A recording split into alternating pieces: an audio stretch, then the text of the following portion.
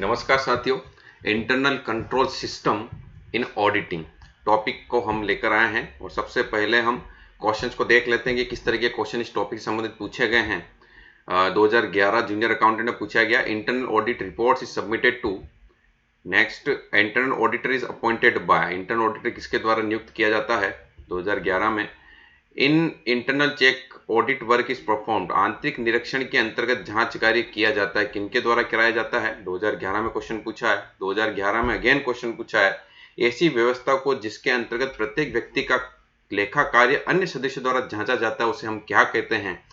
और 2013 में क्वेश्चन पूछा गया है, आंतरिक अंकेक्षण की सुस्पष्ट परिभाषा कौन सी हो सकती है। इंटरनल ऑडिट का डेफिनेशन के बारे में क्वेश्चन पूछा गया है 2013 में। 2013 में एक और क्वेश्चन पूछा, वैधानिक अंकेक्षक द्वारा यदि आंतरिक अंकेक्षकों पर विश्वास किया जाए तो प्रतिवेदन में अशुद्धियों के लिए कौन जिम्मेदार होगा। ये रिस्पॉन्सिबिलिटी किस ऑडिटर की होगी, उसके संबंध में क्वेश्चन पूछा गया। असिस्टेंट प्रोफेसर एग्जाम 2020 में इंटरनल कंट्रोल इंक्लूड्स क्या शामिल किया जाता है, उसमें क्वेश्चन पूछा है। 2014 असिस्टेंट प्रोफेसर में internal check system is of no use in which of the following activity. निम्न में से किस क्रिया में आंतरिक निरीक्षण का प्रयोग संभव नहीं होगा, इसके बारे में क्वेश्चन पूछा गया है। असिस्टेंट प्रोफेसर 2014 में आंतरिक निरीक्षण अंग है, इंटरनल चेक किस पार्ट ऑफ, किसका पार्ट है, उसमें क्वेश्चन पूछा है। क्वेश्चन नंबर 10 2014 में पूछा गया है, who appoints internal auditor. Again repeat question हुआ, इंटरनल ऑडिटर को नियुक्त कौन करता है। ऐसा क्वेश्चन पहले 2011 में पूछा गया जा चुका है। फिर आपका next question, teeming and leading शब्द का प्रयोग किया जाता है। आरएस प्री 2010 में क्वेश्चन पूछा गया है। लगभग 10-11 क्वेश्चन इस टॉपिक से संबंधित पूछे गए हैं, तो ये बड़ा इंपॉर्टेंट टॉपिक है हमारे एग्जाम के पॉइंट ऑफ व्यू से देखा जाए तो सबसे पहले हम बात करते हैं कि इंटरनल कंट्रोल क्या होता है। देखिए, इंटरनल कंट्रोल सिस्टम ऑडिटिंग के अंतर्गत एक ऐसा सिस्टम होता है जिसमें अभी यहां पर आपके सामने प्रेजेंट किया हुआ है कि ए से 315 जो स्टैंडर्ड्स ऑन ऑडिटिंग बनाया हुआ है उसमें 315 टाइटल के अंतर्गत इसको डिफाइन किया गया है और उसमें बताया गया है कि संस्था की वित्तीय रिपोर्टिंग की विश्वसनीयता को अगर जांचना है, संस्था की जो संचालनात्मक जो ऑपरेशनल जो एक्टिविटीज होती है उनकी प्रभावशीलता और दक्षता के बारे में अगर जांच करनी है, और संस्था के लिए जो नियम कायदे कानून बने हुए हैं उनका संस्था के द्वारा अनुपालना की है अथवा नहीं की है उसकी जांच करनी है, और जो संस्था की संपत्तियां है वो सिक्योर्ड सेफगार्ड है या नहीं है, उन सब के बारे में यदि हमें विस्तृत अध्ययन करना है तो उसके लिए इंटरनल कंट्रोल सिस्टम जो है उसको लागू करना होगा। तो इंटरनल कंट्रोल सिस्टम के अंतर्गत ये सारी जो एक्टिविटीज है उसको शामिल किया जाता है। और ये कहां डिफाइन किया हुआ है, ये ऐसे 315 जो है वहां पर डिफाइन किया हुआ है। ये बड़ा इंपॉर्टेंट एस्पेक्ट है क्योंकि कभी कभी क्या होता है, स्टैंडर्ड्स का नाम भी दे दिया जाता है और उसके बारे में पूछ लिया जाता है, तो हमें 15 पता होना चाहिए कि ये जो है हमने कहां डिफाइन किया हुआ है, 315 में डिफाइन किया हुआ है। नेक्स्ट, अब इंटरनल कंट्रोल सिस्टम जो है उसका लीगल एस्पेक्ट भी है। लीगल एस्पेक्ट कानूनी रूप से भी इसको कंपल्सन किया हुआ है और ये उन प्राइवेट कंपनियों पर लागू नहीं होगा जो ये कुछ क्वालिटियां जो है वो पूरी शर्तें पूरी करती हो। 1% कंपनी है उसके ऊपर ये लागू नहीं होता है। दूसरा, जो छोटी कंपनियां हैं उनके ऊपर लागू नहीं होगा। और तीसरा, जिनका टर्नओवर जो है 50 करोड़ से कम है और जिनके लोन और आउटस्टैंडिंग जो है 25 करोड़ से कम है ड्यूरिंग द फाइनेंशियल ईयर, उन प्राइवेट कंपनियों को छोड़कर सभी कंपनियों को, लिस्टेड कंपनी है, जो पब्लिक कंपनी है और जो इस क्राइटेरिया में नहीं आती प्राइवेट कंपनियां, उन सबको क्या करना होगा, इंटरनल कंट्रोल सिस्टम जो है कंपल्सरी रूप से लागू करना होगा।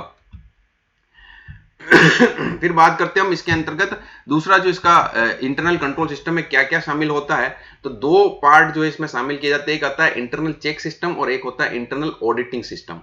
तो सबसे पहले हम बात करते हैं इंटरनल चेक सिस्टम क्या होता है। देखो, बड़ा इंपॉर्टेंट एस्पेक्ट है। इंटरनल चेक का मतलब यह होता है कि यहां पर जो है संस्था के कर्मचारियों के कार्यों का एक वैज्ञानिक रूप से विभाजन किया जाता है और कार्यों को इस तरीके से सारे कर्मचारियों में डिस्ट्रीब्यूट किया जाता है कि एक कार्य किसी एक पर्सन के पास नहीं होता है। वो कार्य जो है एक कार्य को एक से अधिक लोगों के बांट दिया जाता है, जिससे एक व्यक्ति अगर कार्य करता है दूसरा व्यक्ति उसको जांच ले और दूसरा व्यक्ति जब उस कार्य को कंप्लीट करता है उसका, तो उसमें तीसरा जो पर्सन है वो क्या करेगा, उसको स्वतंत्र रूप से उसकी जांच कर लेगा। तो मतलब कार्यों को इस तरीके से वर्गीकृत किया जाता है कि कोई भी कार्य किसी एक व्यक्ति के अधिकार में न रहे, उस कार्य को कंप्लीट होने तक कम से कम वो एक से अधिक लोगों के हाथ से निकले, ताकि एक व्यक्ति अपने कार्य को पूर्ण करे और दूसरा व्यक्ति जो है, कर्मचारी जो है, उसे क्या करे, स्वतंत्र रूप से उसकी जांच करके फिर वो अपना कार्य स्टार्ट करे। तो ये जो पूरी प्रोसीजर है, यही इंटरनल चेक सिस्टम होता है। ताकि क्या होगा इससे कि बिना दलबंदी के कोई फ्रॉड नहीं होगा, और दूसरा गलती होने की संभावनाएं जो है कम हो जाएगी, और यदि अगर हो भी जाता है, फ्रॉड भी हो जाता है और गलतियां हो जाती है, तो तुरंत रूप से पकड़ी जाएगी। तो ये कह सकते हैं कि इंटरनल चेक सिस्टम सिर्फ और सिर्फ जो संस्था के अंतर्गत जो कर्मचारी हैं, उन कर्मचारियों के बीच में कार्यों का व्यवस्थित रूप से वर्गीकरण ही इंटरनल चेक सिस्टम होता है, ताकि संस्था के फ्रॉड्स एंड एरर जो है वो उसकी जो है वो कम से कम हो, और हो जाए तो वो जल्द से जल्द पकड़ में आ जाए। यही इसका उद्देश्य भी होता है। फिर दूसरा जो इसका पार्ट है वो आता है आपका इंटरनल ऑडिटर का संबंध में।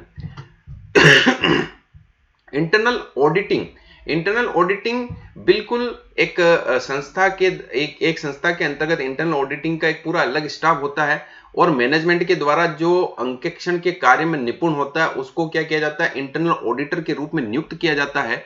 और वो इंटरनल ऑडिटर अपनी एक टीम बनाता है, और उस टीम के अंतर्गत वो एक व्यवस्थित रूप से, जिस तरीके से एक स्टैट्यूटरी ऑडिटर वर्क करता है, उसी तरीके से इंटरनल ऑडिट भी विस्तृत रूप से संस्था की जितनी भी कार्य गतिविधियां हैं उनका पुनर्निरीक्षण करेगा, उनके वित्तीय जो विवरण हैं उनकी एक एक तह तक जांच करेगा, और वो अपनी रिपोर्ट जो है क्या करेगा, मैनेजमेंट को प्रदान करेगा। मतलब एक मैनेजमेंट के द्वारा ही एक बनाया गया सिस्टम होता है, ताकि कुछ कार्य जो है आसानी से कंप्लीट हो जाए और वित्तीय विवरण भी समय पर पूर्ण हो जाए। इन सबको ध्यान में रखते हुए जो है इंटरनल ऑडिटर की नियुक्ति की जाती है। दूसरा, इंटरनल ऑडिटर और इंटरनल जो है चेक में डिफरेंस होता है। देखो, इंटरनल चेक सिस्टम, जैसे हमने कहा कि इंटरनल चेक सिस्टम क्या होता है कि एक संस्था के द्वारा जो कार्यों का व्यवस्थीकरण है, और इंटरनल ऑडिट पूरा ही एक टास्क है अलग सा, जिसको एक अलग टीम के द्वारा किया जाता है। जबकि इंटरनल चेक जो है वो संस्था के कर्मचारियों के द्वारा ही किया जाता है, जो कि उसकी संस्था की जो गतिविधियां उनको संपादित करते हैं। दूसरा जो कह सकते हैं इसमें डिफरेंस बता रखा है, लेखे के जो अकाउंटिंग का कार्य होता है उसी के साथ साथ जो है इंटरनल चेक सिस्टम भी चलता रहता है, उसके साथ साथ उसका जांच भी हो जाता है। परंतु इंटरनल ऑडिट जो है वो बेसिकली संस्था के जो लेखांकन संबंधी सारे कार्य हो जाते हैं, फाइनेंशियल स्टेटमेंट बन जाते हैं, उसके बाद इस कार्य को चालू किया जाता है। और तीसरा जो है, इंटरनल चेक के लिए किसी अतिरिक्त कर्मचारी की आवश्यकता हमें नहीं होती, क्योंकि जब हम बात कर रहे हैं कि वो लेखे के कार्य के साथ साथ ही क्या होता है, इंटरनल चेक भी चलता रहता है, तो अतिरिक्त कर्मचारियों की हमें आवश्यकता नहीं होती, क्योंकि कार्यों का बंटवारा ही इस तरीके से किया जाता है। परंतु इंटरनल ऑडिट के संबंध में क्या होता है कि अलग से स्टाफ की जरूरत होती है, और वो ऑडिटर भी अपनी एक टीम बनाता है और फिर वो वर्क करता है। इसका प्रभाव अगर हम बात करें तो प्रभाव से एक नियोक्ता के ऊपर प्रभाव भी पड़ता है कि नियोक्ता का जो है कार्य है आसान हो जाता है, फ्रॉड्स और जो एरर की संभावना वो कम हो जाती है, जिससे उसको फायदा भी होता है। और इंटरनल ऑडिट के केस में टाइमली जो है फाइनेंशियल स्टेटमेंट बन जाते हैं, ये भी एक उसका फायदा रहता है। और यहाँ पर इंटरनल ऑडिट जो है एक अलग स्टाफ के द्वारा कराई जाती है, तो जब भी जिन कंपनियों के लिए स्टेटरी ऑडिट करवानी है तो उनके लिए बड़ा आसान सा काम हो जाता है। और कर्मचारियों के लाभ के बारे में बात करें तो कर्मचारियों को इंटरनल चेक में हम बात करें तो हम कह सकते हैं कि भाई कर्मचारियों के लिए जो जिस व्यक्ति की गलती है, जिसने गबन किया है, तो इंटरनल चेक सिस्टम वो पकड़ा जाता है, तो उसी को दोषी ठहराया जाता है, ताकि दूसरे जो निर्दोष है उसको दोषी नहीं ठहराया जाता। तो इससे क्या होता है, कर्मचारियों के मनोबल में भी वृद्धि होती है कि भाई मैं ईमानदारी से अगर कार्य कर रहा हूं तो मेरी ईमानदारी दिखनी भी चाहिए। और इसके अंतर्गत क्या आंतरिक अंकेक्षण में लेखा विभाग के कर्मचारियों के मनोबल ऊंचा होता है, क्योंकि जब स्टेटरी ऑडिट होती है तब वो बिल्कुल इंटरनल ऑडिटर के द्वारा जो कार्य किए गए हैं उनको भी वो देखता है, तो इससे जो एक्सटर्नल ऑडिटर है उनकी तारीफ भी करता है कि यार बहुत अच्छा कार्य किया हुआ है। तो इस तरीके से जो लेखा विभाग के जो कर्मचारी उनका मनोबल बढ़ता है। अब इंटरनल ऑडिट के संबंध में क्या है, कुछ महत्वपूर्ण लीगल एस्पेक्ट भी हमें जानने चाहिए। सेक्शन 138 जो है इसके अंतर्गत बताया गया है, उसके अंतर्गत कुछ कंपल्सन किया हुआ है कि इंटरनल ऑडिट कराना कुछ संस्थाओं के लिए तो कंपल्सरी है। ठीक है, तो सारी जो लिस्टेड कंपनी है उनको कराना जरूरी है, और जो नॉन लिस्टेड और प्राइवेट कंपनी है, ठीक है ना, तो उनके अंदर बता रखा है कि जिनका टर्नओवर 200 करोड़ से अधिक है फाइनेंशियल ईयर में, करंट फाइनेंशियल ईयर में यदि उनका टर्नओवर 200 करोड़ से अधिक हो जाता है और जो आउटस्टैंडिंग लोन वगैरह है वो अगर 100 करोड़ से अधिक हो जाती है, उस केस में उनको इंटरनल ऑडिटर की नियुक्ति करानी होगी और इंटरनल ऑडिट करवानी होगी। और ये करंट फाइनेंशियल ईयर के अंतर्गत कभी भी ये शर्तें अगर पूरी हो जाती है, 200 करोड़ से अधिक टर्नओवर हो जाए और 100 करोड़ से अधिक आउटस्टैंडिंग लोन वगैरह हो जाए, तो उस केस में जब भी ये एक्सिस होगी उस दिन से 6 महीने के भीतर हमें क्या करना होगा, इंटरनल ऑडिटर की नियुक्ति करनी होगी और तत्पश्चात जो है इंटरनल ऑडिट को करवाया जाना होगा और तब जाके ये इस 138 सेक्शन की अनुपालना हो पाएगी। तो ये भी हमें ध्यान रखना है कि इंटरनल ऑडिट जो है कंपल्सन किया गया है सभी लिस्टेड कंपनियों के लिए, और जो अनलिस्टेड है और जो प्राइवेट कंपनी है उसमें बता रखा है कि टर्नओवर जो है करंट ईयर में 200 करोड़ से अधिक हो जाए जब भी, और जो उसकी आउटस्टैंडिंग है वो 100 करोड़ से अधिक हो जाए, उस केस में जो है इंटरनल ऑडिट करवाना कंपलसरी हो जाता है।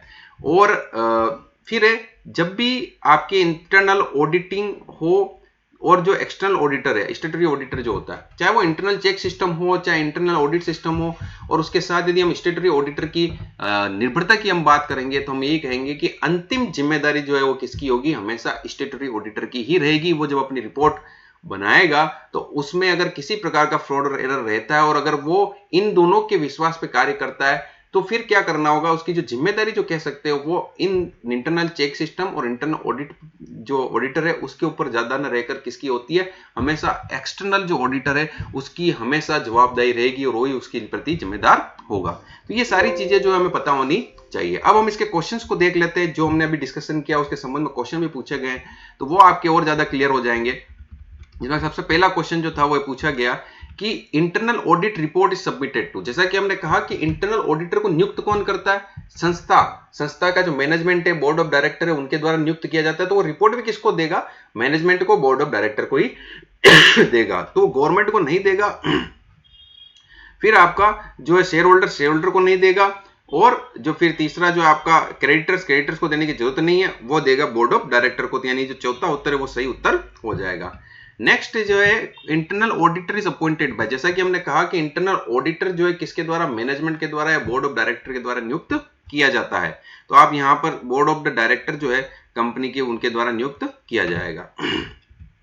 क्वेश्चन नंबर 3, आंतरिक निरीक्षण के अंतर्गत जांच कार्य किया जाता है, जो इंटरनल चेक किया जाता है वो किनके द्वारा किया जाता है। इसमें ऑप्शन दिए हुए कर्मचारियों के द्वारा, फिर अंकेक्षक के कर्मचारियों द्वारा, या अंकेक्षक के द्वारा, या मैनेजमेंट के द्वारा। तो हम कहेंगे जो इंटरनल चेक सिस्टम वो कर्मचारियों के द्वारा किया जाता है, और वो कौन से कर्मचारी होंगे, जो संस्था के कर्मचारी, जो कंपनी के कर्मचारी है वही जो है उसको इंटरनल चेक सिस्टम को अप्लाई करवाएंगे। फिर आपका क्वेश्चन नंबर 4, ऐसी व्यवस्था जिसके अंतर्गत प्रत्येक व्यक्ति का लेखा कार्य अन्य सदस्यों द्वारा जाना जाता है। जैसे कि हमने इंटरनल चेक सिस्टम में कहा, हमने कहा कार्य को इस तरीके से बंटवारा कर दिया जाता है कि एक व्यक्ति का कार्य जो है दूसरे व्यक्ति के द्वारा जांच लिया जाता है। तो ये किसके अंतर्गत होता है, इंटरनल चेक सिस्टम के अंतर्गत होता है। तो यहाँ पर बिल्कुल आप तीसरा नंबर जो ऑप्शन है इंटरनल चेक सिस्टम वो है करेक्ट उत्तर हो जाएगा। क्वेश्चन नंबर 5, इंटरनल ऑडिट की सुस्पष्ट परिभाषा कौन सी है वो हमें देनी है।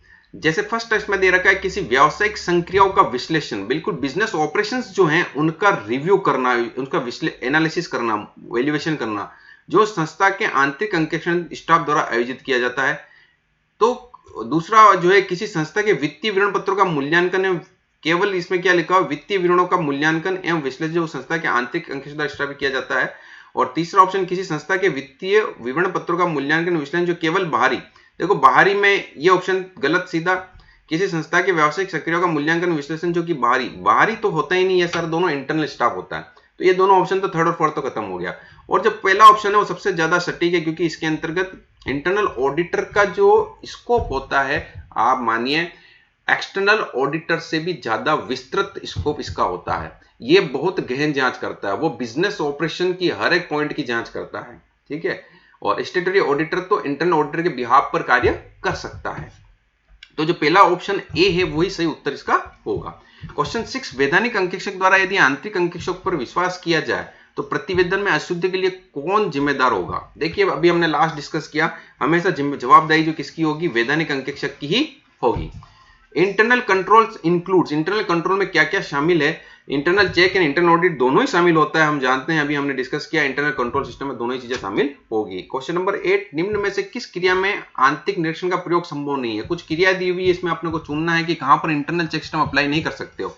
जैसे मैं कहूं स्टैंडर्डाइजेशन ऑफ कॉस्ट, दूसरा purchase of service assets and material, sales and sales return and cash transaction. देखो सेकंड थर्ड फोर्थ में तो तीनों में ट्रांजैक्शन हो रहे हैं, उनको किया जा सकता है, परंतु जो स्टैंडर्डाइजेशन ऑफ द कॉस्ट है, स्टैंडर्डाइजेशन ऑफ द कॉस्ट, ये बिल्कुल मैनेजमेंट का पर्सपेक्टिव है। इसमें आप जो है प्रमाणीकरण होता है, इसके अंतर्गत आप जो है इंटरनल जो चेक सिस्टम अप्लाई नहीं कर सकते हो। बाकी यहां पर असेट्स को खरीदा, material, sales return, cash transaction, सब में हम क्या कर सकते हैं, इंटरनल चेक सिस्टम अप्लाई कर सकते हैं।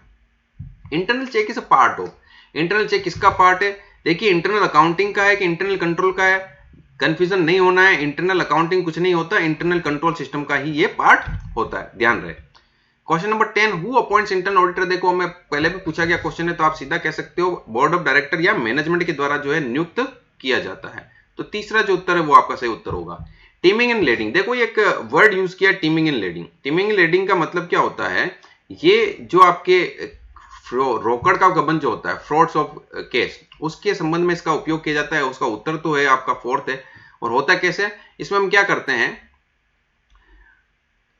इसके अंतर्गत क्या किया जाता है कि एक कस्टमर से जो हमें पैसा प्राप्त होता है वो हम किसी और के खाते में डालकर उसको हमेशा आउटस्टैंडिंग दिखाते हैं, और जब भी दूसरा प्राप्त होगा हम दूसरे में दिखाएंगे, फिर वो फर्स्ट टाइम जो रोकड़ दिया उसका तो गबन कर लिया जाता है, और उसको हम हमेशा क्या करते हैं, एक व्यक्ति का दूसरे व्यक्ति में, दूसरे व्यक्ति का तीसरे व्यक्ति में दिखाते जाते हैं, और इस तरीके से टीमिंग एंड लीडिंग एक प्रोसीजर के आधार पर हम केस का जो है रोकड़ का गबन कर सकते हैं। तो ये 11 नंबर क्वेश्चन हो गया।